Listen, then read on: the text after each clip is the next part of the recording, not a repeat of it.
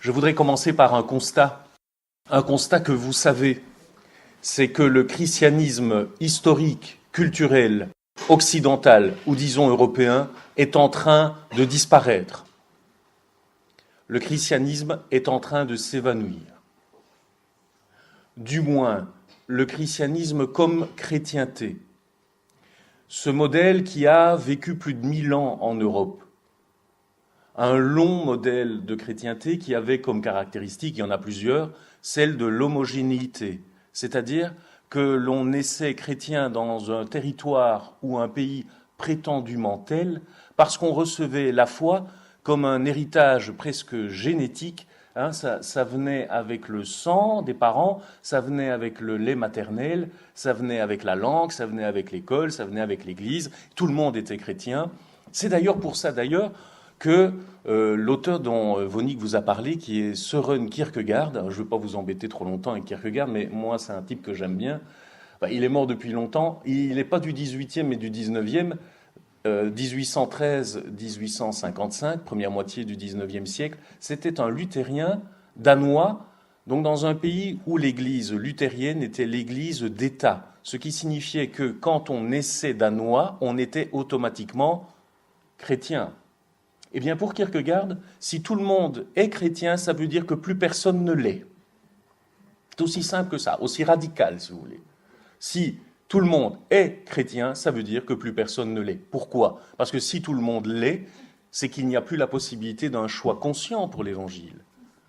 Et pire encore, il n'est plus possible d'entendre l'Évangile comme étant surprenant, étonnant, provoquant, peut-être même parfois résistant ou révoltant, si tout le monde est chrétien. C'est-à-dire si le christianisme a imbibé toutes les mentalités de telle sorte qu'il n'est plus possible de choisir ou de ne pas choisir l'Évangile, ça veut dire que l'Évangile a perdu toute sa saveur, il a perdu son sel, il perd son feu, et être chrétien n'est plus, si vous voulez, qu'une enveloppe culturelle, patrimoniale, héréditaire, mais qui ne change plus la donne. Et c'est un peu, vous le savez, ce christianisme qui est devenu une sorte d'enveloppe culturelle qui est en train donc de disparaître.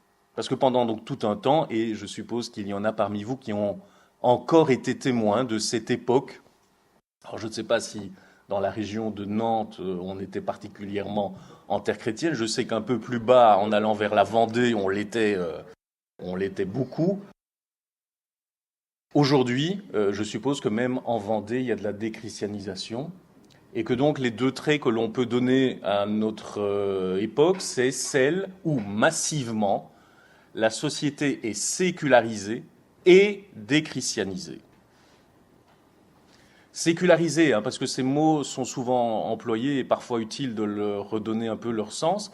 Sécularisée, ça veut dire que les valeurs de l'Évangile sont passées dans l'opinion majoritaire et dans la mentalité et ont été même traduites dans, j'allais dire, le Code civil ou la Déclaration universelle des droits de l'homme ou ce qu'on appelle l'humanisme ou encore le discours des valeurs. Donc, si vous voulez, l'Évangile qui est pour beaucoup un message de paix, de solidarité et d'amour est passé dans les mentalités. Mais le côté, si vous voulez, proprement inouï de l'Évangile, c'est un mot que je vais souvent réemployer ce soir devant vous, donc le caractère inouï, c'est-à-dire non-ouï, ce qu'on n'a pas encore entendu de l'Évangile, parce qu'il est très difficile d'entendre autrement que ce qu'on a toujours déjà entendu. Eh bien donc, le fait d'avoir, si vous voulez, à la fois édulcoré, mais aussi remplacer l'Évangile par un discours des valeurs, ça a traduit sa sécularisation. Ça, c'est le premier trait majeur de notre époque. Et ça vient de très loin. Donc nous sommes sur des mouvements qui viennent même, pour la plupart, de la modernité, de la Révolution française. Vous connaissez aussi bien votre histoire que je ne la connais. Premier trait, sécularisation. Deuxième, déchristianisation. Il suffit, je suppose, pour la plupart d'entre vous, si vous êtes parents ou grands-parents, d'aller regarder du côté de votre progéniture pour se rendre compte que probablement il y a eu distance, décalage, pour ne pas dire pour certains, indifférence ou insignifiance par rapport au christianisme qui, pour vous, vous semblait tellement soit naturel ou évident ou passionnant ou étant exactement, j'allais dire, la valeur que vous recherchiez dans votre vie, et pour vos enfants et vos petits-enfants, peut-être pour vos arrière-petits-enfants, ça ne parle plus. Ça, c'est ce que j'appelle l'entrée de la parole chrétienne dans l'insignifiance. L'insignifiance, c'est un défi beaucoup plus terrible pour nous chrétiens que la résistance. C'est-à-dire que pendant encore longtemps, le christianisme avait des effets de résistance. C'est-à-dire que, à la fois, les anti-cléricaux, les anti-ceci, les gens critiques, et il y en a encore beaucoup, et les gens qui n'aiment pas l'institution, et les gens qui trouvent à redire contre l'Église, et il y a des raisons, je vous assure, et il y a des raisons dont l'actualité nous montre. Alors là, faire une conférence sur le christianisme qui n'existe pas encore le jour où le pape réunit donc tous les présidents des conférences épiscopales, parce qu'il y a un vrai et grave problème de crédibilité dans l'Église, de fiabilité des clercs. Enfin, tout ça est assez lourd. Qu'il y ait de la résistance, c'est encore le signe qu'il y a des attentes, même des attentes déçues vis-à-vis de l'Église. Mais quand il n'y a plus de réaction, certes, probablement pour la majorité d'entre vous, il y a des blessures, il y a peut-être des situations vécues, et je ne parle pas de choses qui sont aussi perverses et malheureuses que celles dont on parle dans les médias actuellement, mais je suppose que vous avez peut-être connu des situations où le christianisme était cet arsenal de dogma discipline, comme disait un auteur que j'ai eu la chance pendant plus d'une dizaine d'années d'être en compagnonnage d'amitié, c'est Maurice Bellay. Maurice Bellay, qui donc est décédé à l'âge de 94 ans, rassasié de jours et toujours en train d'écrire un de ses prochains livres, puisqu'il en avait toujours environ 7 ou 8 en attente. Et d'ailleurs, pour votre info, vient de sortir donc un livre posthume de Maurice Bellay aux éditions Bayard, Le Messie crucifié. Et pour ceux que ça intéresse, je fais une petite parenthèse, Myriam Tonus, qui fut son amie, sa collaboratrice, laïque dominicaine de Belgique, vient d'écrire aux éditions Albin Michel une introduction à la pensée de Maurice Bellay. Ça n'existait pas encore. Introduction qui s'appelle « Ouvrir l'espace du christianisme » et que je vous recommande chaleureusement. Maurice Bellay appelait une manière de dire ce qu'était l'Église catholique jusque dans les années 50, 60, peut-être même encore 70, la dogma discipline. C'est-à-dire un christianisme d'imposition. Imposition de croyance dont on vous demandait simplement d'y croire, et y croire parce qu'il faut y croire. Pas parce que ça vous parle, pas parce que vous y comprenez quelque chose. Je ne sais pas si vous avez subi... subi, c'est peut-être un peu fort, mais le catéchisme d'antan, vous savez que les questions amenaient des réponses. Parce que on aurait pu penser que les questions étaient tout aussi intéressantes, elles auraient pu être laissées sans réponse, mais non, il fallait donner la réponse, et la réponse donnait un bon point, le bon point permettait de recevoir le sacrement en fin de parcours, comme une sorte de récompense ou de salaire. Donc si je vous pose la question « Où est Dieu ?», alors, je vais voir s'il y a encore des beaux restes de catéchisme, parce que si je reviens à Liège en disant que les Nantais, Dieu est partout, au ciel, il y a plusieurs variantes. Celle que je n'ai pas étudiée moi-même, parce que je n'ai pas eu le catéchisme ainsi, Dieu est partout, au ciel, sur terre et aux enfers. Mais comment ? Et en tout lieu. Voilà. J'ai toujours pensé que répondre ça aussi simplement à, par exemple, un juif dans un camp de concentration, c'était quand même un peu piquer des vers. Enfin, la question « Où est Dieu ?» est une question très intéressante. La réponse, en définissant, vous savez, c'est le problème de la théologie. Si on définit, on enferme. Si on enferme, on délimite. Et à un moment donné, qu'est-ce qui, de l'inouï de l'Évangile, peut se laisser entendre si tout est enfermé dans des définitions et si, comble de la définition, on entend définir Dieu.